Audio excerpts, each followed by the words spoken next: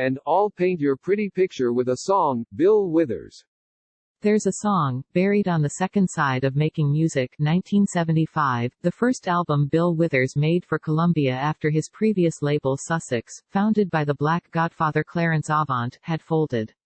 Paint Your Pretty Picture is easy to overlook alongside some of the hits, modern standards, really, that Withers wrote and performed, like Lean on Me, Ain't No Sunshine, Grandma's Hands, and Lovely Day.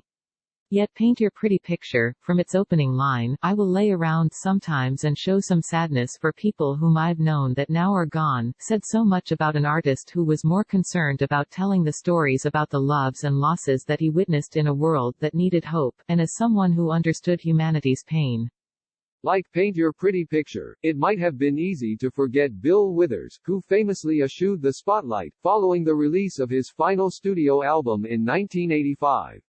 Withers, who died this week at the age of 81, came to prominence in what was one of the most historically significant eras of black music, particularly for male soul singers. Withers had neither the larger-than-life personas of Marvin Gaye and Isaac Hayes or the musical gravitas associated with Donny Hathaway, Curtis Mayfield and Stevie Wonder. Withers lacked the mellifluous vocals of Al Green and Billy Paul, and though an alpha male, he possessed none of the sheer hypermasculine energy of Teddy Pendergrass. But damn if you didn't feel every word that he wrote, and every word that he sang. Some of this had to do with the fact that Withers, when he went into the studio in 1971 to record his debut, Just As I Am, on the recommendation of Booker T. Jones of Stax fame, was a fully formed 30-something man who had come up hard scrabble in West Virginia. He had no interest in, or the time, to sing silly love songs, to quote Paul and Linda McCartney. On that debut, Withers' music was raw and unadorned, as 10 of the album's 12 tracks were originals, including the driving, political anthem, Harlem, Everybody's Grandmother's Anthem, Grandma's Hands, and the song that helped make him a star, Ain't No Sunshine. Yet Withers established early on in his career that there would be no filler on his albums, he was going to use every bar and every groove of those albums to their fullest. As he told NPR in a 2015 interview, I wasn't socialized as a musician. It wasn't the only way I knew how to live. Hope that she'll be happier, revealed what would become a common theme in his music, the reservation that love will always be lost, and there would always be a dark side that few wanted to acknowledge. That darkness comes ringing through on songs like I'm Her Daddy and the album Closer, Better Off Dead, Now I Must Die by My Own Hand, 'Cause I'm Not Man Enough to Live Alone, which ends with a self-inflicted gunshot. I'm Her Daddy and Better Off Dead were not the stuff of pop stardom, yet a year later, Bill Withers found himself on the top of the pop charts courtesy of the generation-defining Lean on Me. His next single, Use Me, peaked at number 2 and featured an iconic drum break from James Gadson. Withers might have had 2 no ones that year if not for Michael Jackson's Ben. Jackson had covered Ain't No Sunshine on his debut solo album earlier in 1972, and Chuck Berry's My Ding-a-Ling. Both of Withers' hits were on the nearly perfect side 1 of Still Bill, which also included the funk classic, Who Is He, and What Is He to You? Co-written with Stanley McKenney, more from the perspective of a stalker than a jealous lover. For years the song would be cited as a musical reference to Withers' volatile relationship with actress Denise Nicholas, which ended in divorce and at least one reported incident of domestic violence.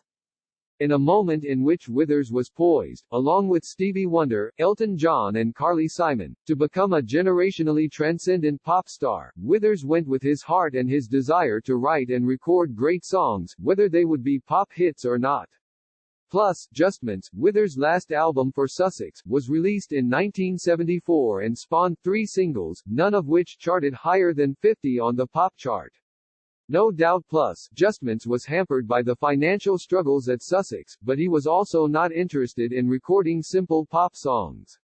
A key, but underappreciated narrative of Bill Withers' career is not his chart-topping early hits, or his so-called comeback in the late 1970s with Lovely Day, and few years later with Grover Washington on the Grammy-winning Just the Two of Us, but the thoughtful, introspective and brilliant albums that he recorded in the interim, with little airplay or fanfare.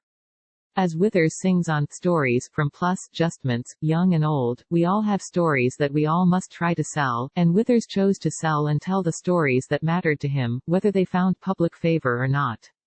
Some of those stories were his own, like Railroad Man, on which he was accompanied by Jose Feliciano, which shares tales of coming of age in West Virginia, Can We Pretend, a soft parting ballad that was penned by Nicholas, and Liza, a lullaby that Withers wrote for a niece which was reminiscent of Gil Scott-Heron and Brian Jackson's Song for Bobby Smith, which was released the same year.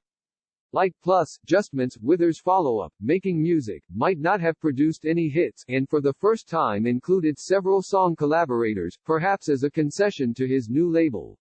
Yet there are gems, like the album opener, I Wish You Well, which seemed his goodbye anthem to Nicholas, Because Love Is Always Lost, and I Love You Don, arguably Withers' most gorgeous ballad, if not the most gorgeous 2.5 minutes in all of soul music, which featured a cold ending that left listeners breathless.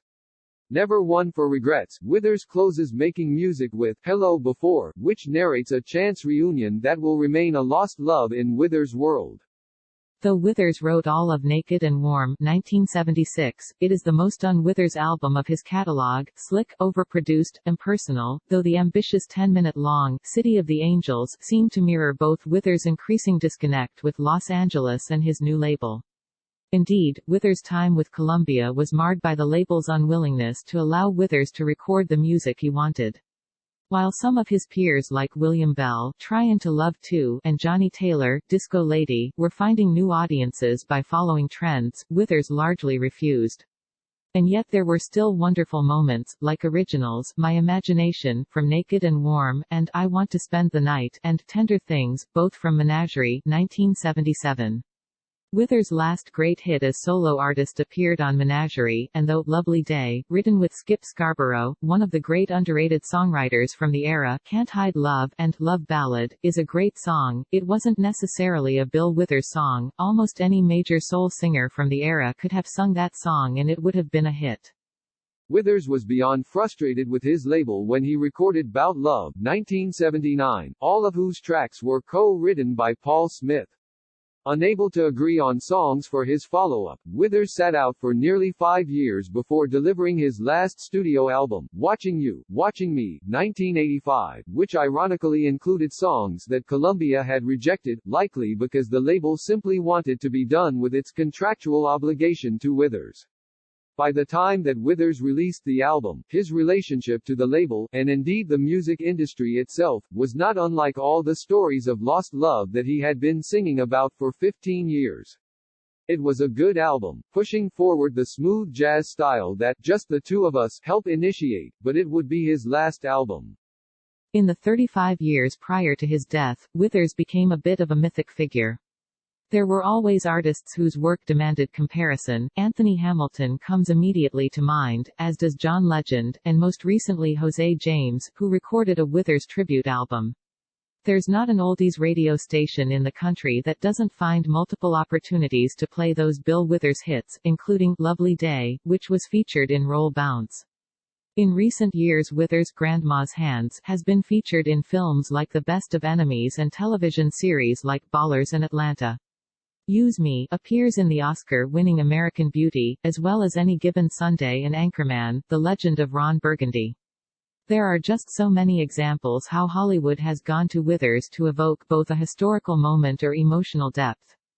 Hip-hop has also mined Withers' catalog, notably Kanye West, whose Roses is a riff on Rosie, a song that was left off of Withers' Menagerie, and Dr. Dre, who sampled Grandma's Hands from Blackstreet's No Diggity.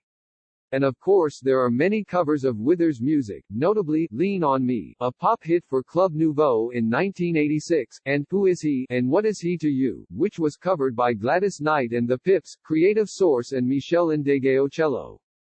My most lasting memory of Withers' music is actually a memory of my father. It was a rainy summer afternoon in the mid-1970s, and I know it was a Sunday because my dad worked 6 days a week.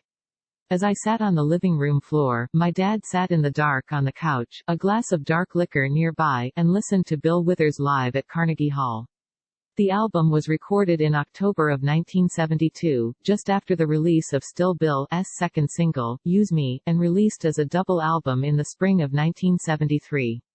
I remember little about hearing the album that day, except Withers telling the audience how much percussionist Bobby Hall reminded him of his grandmother. Years later I would go back to that album, listening to Withers' brilliant anti-war anthem, I Can't Write Left-Handed, Let Me In Your Life, which Aretha Franklin covered later that year, and The Closer, which combined Withers' own Harlem with the Isley Brothers' Cold Bologna. I realized that Bill Withers wrote songs for people, often black folk, who weren't so enamored with transcending the pain in their lives as they were just finding a moment or two to live through the pain, like my father that day on the couch. Bill Withers' music gave folk the license to own their pain, and thus own the joy that came with the dawn. Mark Anthony Neal is the James B. Duke Professor of African and African American Studies at Duke University and the author of several books including Looking for Leroy, Illegible Black Masculinities and the forthcoming Black Ephemera, The Challenge and the Crisis of the Musical Archive.